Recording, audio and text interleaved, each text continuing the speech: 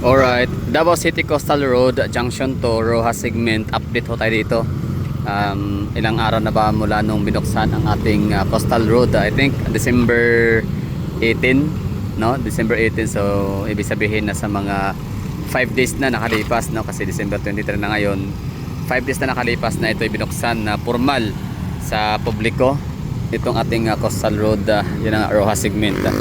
So, as you can see dito, may mga nadagdag ba? Parang wala naman, oh. Ito lang, talagang didagdagan siya ng maraming mga gutter. Tapos yung kabila naman, ganoon din gutter. Tapos ito na area, parang sadyang nilakihan, no? Ang entrance area. Kaya nito. So ang mga papasok papuntang south part of Davao, so dito magmumula lahat. So walang galing doon. Okay, no, maganda siya, maganda. Ayos siya na planning. Okay. So, ibig sabihin pala pag galing ka ng Boulevard, galing ka sa sabihin natin Agdao, no? Arcastillo, so dito ka dadaan. So kung gusto mong galing ka sa Arcastillo na yan, no way. Tapos ang balak mong dumaan sa Coastal Road papuntang Toril. So hindi ka dito pwedeng dumaan, no, nga, no? Kasi magkakagulo nga talaga. So doon ka muna iikot sa unahan. Tapos dito ka na babalik, ganyan. Very good, no? Magaling. Tapos dito naman na side, bawal ang magpapunta dito. So yung aking sinabi nung forecast yung aking forecast hula ganon ay hindi totoo, hindi nangyari, no. So paano 'yon? Pambobong lang 'yon. Dito estimate or pambobo na solusyon. Tama ba?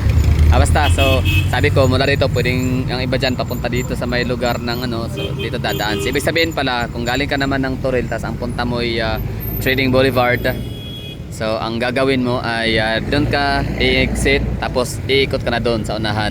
Hanap ka na pwede maikutan para makabalik ka sa may Trading Boulevard. Ganon. Okay. Yun pala yun.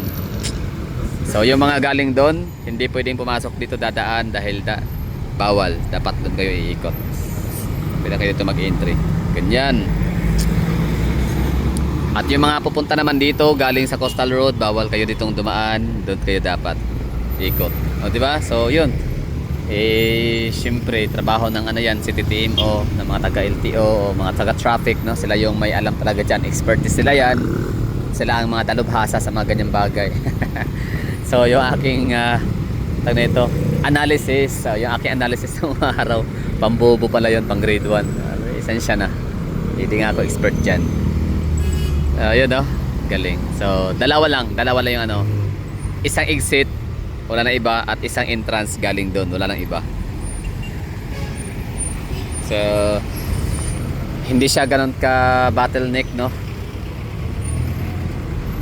Hindi siya ganun ka bottleneck. So okay, kaya pala kung mapapansin natin yung takbo doon sa lugar, kahit pa sabihin natin kanina for example alas 6, alas 5 na ako nag-vlog sa traffic nga, kahit pa sabihin natin na peak hour na siya, may mga area, may mga certain portion sa dito sa may Quezon Boulevard, sa may Ecoland and Quimpo Boulevard na nagta-traffic na.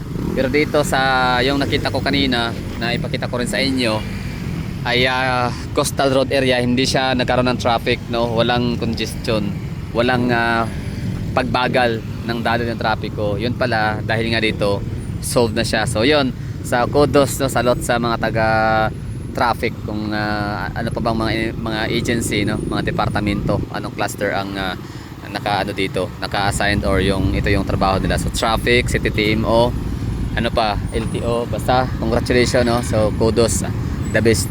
Okay yung yung ginawa. So imbes na magkakaroon nga ng congestion sa lugar, magkakaroon ng bottleneck, so hindi siya nangyari. Galing. Nice one. So wala man siyang traffic light sa ngayon, pero kasi kapag ka traffic light, 'di ba?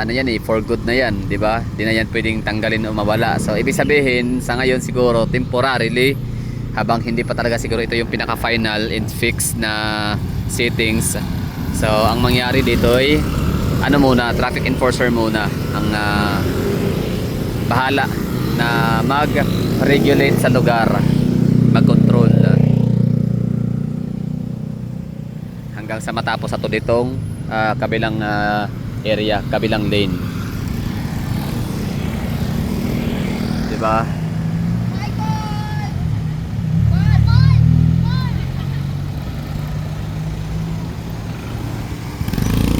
So ayos siya.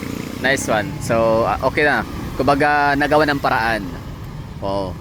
So maraming salamat Tatay Digong, and maraming salamat din kay Mayor Basti, no, sa iyong binigay din talaga na napakatunay, napaka-solid, napaka-genuine and real and organic, very realistic talaga na ano, no, nagpapakatatay na talaga si ano, no, si Mayor Basti sa Davao. Ang galing, no, responsible na tao.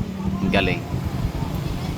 So talagang tingin niya ay hindi maganda, lalo na sa safety ng kanyang mga constituents. Talagang mariin niya talaga itong labanan, ipagbawal or ipaglaban, i-push yung kanyang pronouncement. So although this time hindi man nangyari na yon, sabi niya wag munang, sinabi niya bang wag muna, wag buksan, sinabi na ba niya na talagang March na talaga dapat buksan, no? Parang pronouncement lang yon na dapat, parang nasa pattern, nasa plan na talaga siya base sa ano, parang time duration, no, na sa trabahong pulido, trabahong tama ang pagkagawa, mabubuksan talaga siya by March 2026, di ba? So yun yung pagkasabi. So ito nga, no, inunahan, binaypas siya ng binaypas si Mayor Basti ng ating presidente na si BBM sa national level. So nakialam sila sa ating lokal na pamahalaan. Ayun. So nakalungkot. Sige lang, time of recording. Tsaka maliban dito sa Rojas segment na to dito sa Coastal Road, isa rin, no, sa binaypas naman ni BBM or ng national, yung sa VinFast na yung electric vehicle na taxi galing sa Vietnam na 500 units na nag-launching sila nung kailan yun, December 15 ba yun? Oo, tapos wala pala silang yun, no, ay hindi pala, Maligaya pala yun, Maligaya taxi. So ano sila, nag-grand launching sila pero wala silang prangkisa, wala silang permit, wala silang building permit sa kailang location, sa kailang hub, mga ganon, diba? So wala silang compliance sa mga ganong requirements sa Davao City. So yun pala, meron na pala silang nakuhang approval and authorization na mag-operate na sila or mag-launch na sila sa Davao City. So nakakuha daw sila sa national pala. Oo. Hindi naman pwede yan kasi iba-iba nga ang patakaran, scope and patakaran, no, rules and regulations sa city and national. Kaya nga tayo merong lokal na pamahalaan para makipag-cooperate sana, diba? So in short, bastos itong si BBM, bastos itong kanyang administrasyon, walang respeto sa mga mayor. Diba? Hindi, ano lang, batas sila, no? So ano sila, low bidder.